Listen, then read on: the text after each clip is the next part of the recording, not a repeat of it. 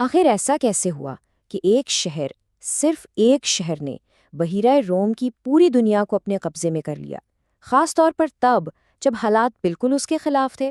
چلیے آج روم کی اس ناقابل یقین کامیابی کے پیچھے چھپے راز کو سمجھتے ہیں۔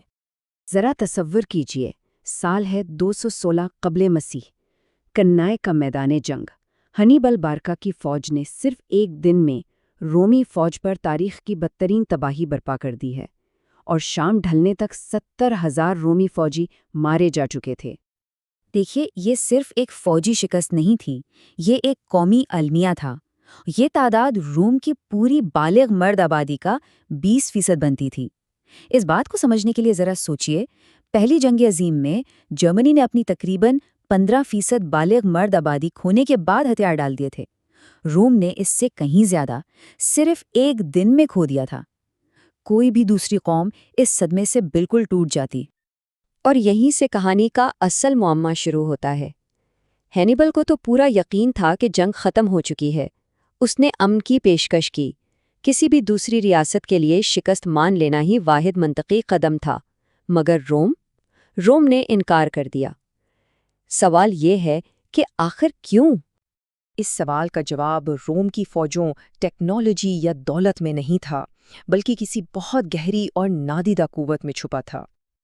عام طور پر جنگیں افرادی قوت، ٹیکنالوجی اور وسائل سے جیتی جاتی ہیں، اور ان پیمانوں پر تو کرتاجنا روم سے کہیں بہتر تھا۔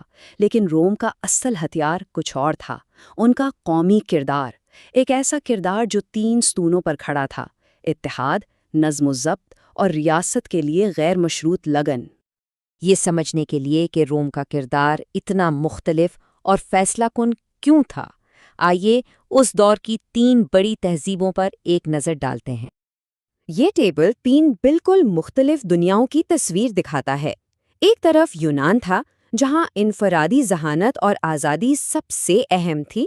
دوسری طرف کرتاجنا، جو ایک تجارتی سلطنت تھی جس کے لیے منافع ہی سب کچھ تھا۔ اور پھر تھا رومیوں کے لیے سب سے بڑی نیکی پائٹاس تھی، یعنی فرض، خاندان، خداؤں اور سب سے بڑھ کر ریاست سے وفاداری کا فرض۔ اور زندگی کا مقصد ریس پبلکا تھا، یعنی عوام کی خدمت۔ اگر اسے آسان لفظوں میں کہیں تو یونانی تخلیقی تھے مگر خود غرض، کرتاجنا کے لوگ تاجر تھے اور جنگ کاروبار کے لیے نقصان دہ ہوتی ہے، جبکہ رومی ایک جنگی مشین تھے۔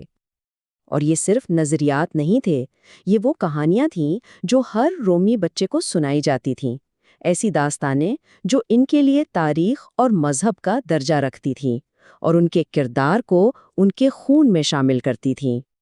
ان داستانوں میں سب سے مشہور لوسیس بروٹس کی ہے، جو جمہوریہ روم کا بانی تھا۔ جب اسے معلوم ہوا کہ اس کے اپنے بیٹے بادشاہت کو بحال کرنے کی سازش کر رہے ہیں تو اس نے کیا کیا؟ اس نے بطور باپ نہیں بلکہ بطور سربراہ مملکت اپنے ہی بیٹوں کو سزائے موت سنائی، اور پھر وہ خود ان کی سزا پر عمل درآمد دیکھنے کے لیے کھڑا رہا۔ تاریخ کہتی ہے کہ اس کی آنکھوں میں آنسو تھے مگر اس کے قدم نہیں ڈگمگائے۔ پیغام بالکل واضح تھا اور ہر رومی کے دل پر نقش تھا: روم کے لیے کوئی بھی قربانی، یہاں تک کہ اپنی اولاد کی قربانی بھی، بہت بڑی نہیں ہے۔ ریاست سب سے اوپر ہے۔ یا پھر میوزس سکیولا کی کہانی کو ہی لے لیجئے، ایک اکیلا رومی جو دشمن بادشاہ کو قتل کرنے نکلا اور پکڑا گیا۔ جب بادشاہ نے اسے زندہ جلانے کی دھمکی دی تو موسیسیس نے اسے دیکھا اور کہا، دیکھو، تاکہ تمہیں معلوم ہو کہ جو لوگ عظمت کی تلاش میں ہوتے ہیں ان کے لیے جسم کی کیا قیمت ہے۔ یہ کہہ کر اس نے اپنا دایاں ہاتھ سیدھا آگ کے شعلوں میں ڈال دیا اور اسے جلنے دیا بغیر ایک آہ بھرے۔ دشمن بادشاہ اس ناقابل یقین عزم کو دیکھ کر اتنا خوفزدہ ہوا کہ اس نے فوراً امن کا معاہدہ کر لیا۔ یہ کہانیاں روم کا آپریٹنگ سسٹم تھیں، ان کی ثقافتی کوڈنگ۔ تو اب ہم واپس اپنے اصل سوال پر آتے ہیں۔ ان تمام اقدار اور کہانیوں کا کنائے کی تباہی کے بعد لیے گئے فیصلے سے آخر کیا تعلق تھا؟ اس کا تعلق ہر چیز سے تھا۔ اس کو سمجھنے کے لیے ہمیں رومیوں کے آزادی یعنی لبرٹاس کے تصور کو سمجھنا ہوگا۔ ان کے لیے آزادی کا مطلب اپنی منمانی کرنا نہیں تھا، بلکہ قانون کی حکمرانی کے ذریعے ظلم سے آزادی۔ اور یہ آزادی صرف جمہوریہ کے قوانین اور اداروں کی مکمل اطاعت سے ہی ممکن تھی۔ اس سوچ کے ساتھ ہینیبل کے سامنے ہتھیار ڈالنا موت سے بدتر تھا۔ یہ اپنی لبرٹاز کو قربان کرنے کے برابر تھا۔ سینٹ کے 1/3 اراکین کی موت، یہ تو ایک موقع تھا کہ دوسرے شہری آگے آئیں اور ریس پبلکا کی خدمت کریں۔ تو انہوں نے غلاموں کو آزاد کیا، اتحادیوں کو بھرتی کیا اور نئی فوجیں کھڑی کر لیں۔ ان کی ثقافتی پروگرامنگ کے مطابق لڑتے رہنا ہی واحد راستہ تھا، واحد منطقی انتخاب۔ اور ان کے اس آہنی عزم کا نتیجہ کیا نکلا؟